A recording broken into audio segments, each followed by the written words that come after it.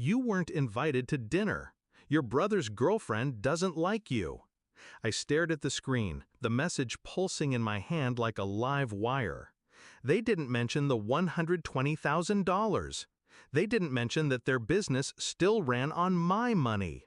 I typed one word, okay, and then I opened my laptop. 3 years earlier, it had been my father's voice that convinced me. It's a family dream, sweetheart, just a little help to get us started. The little help was my savings. Every cent I had from 10 years of working nights and eating noodles out of plastic bowls. I remember my mother hugging me, her perfume clinging to my jacket. We'll make you proud.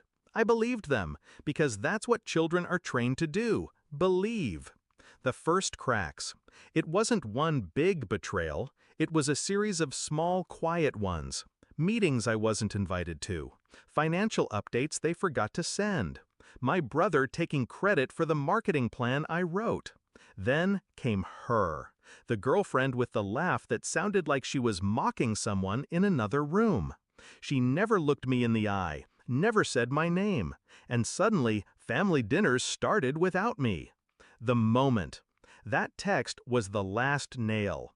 Not because it was cruelty I could stomach, but because it was dismissive.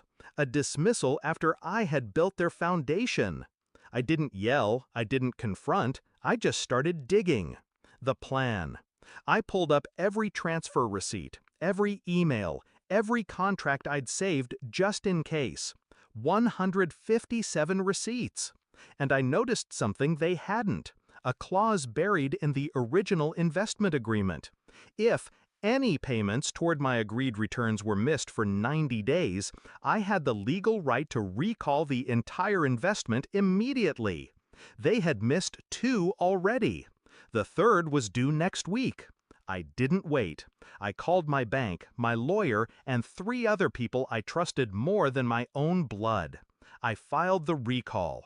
Every account they had tied to the business froze within 48 hours. The calls.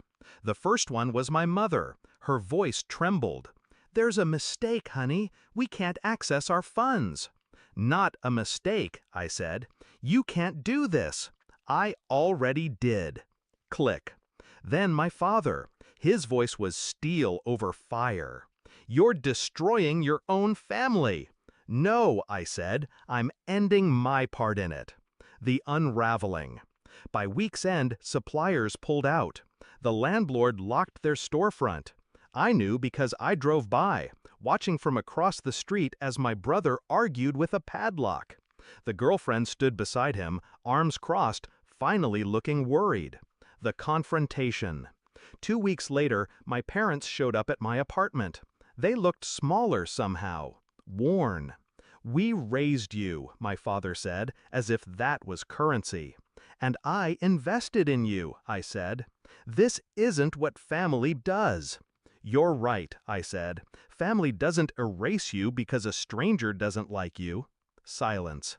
They didn't apologize. They just left. The aftermath. I sold the debt to a competitor who had been circling their business for years. They took everything. Inventory, branding, location. The last time I saw my parents, they were working for someone else. I walked away with my money plus interest. But the real return wasn't financial. It was the look in their eyes when they realized I'd been quiet, not weak. Final thought. People think revenge is fire. It's not. It's water, cold, patient, and it erodes everything you aim it at. Until one day, it's simply gone.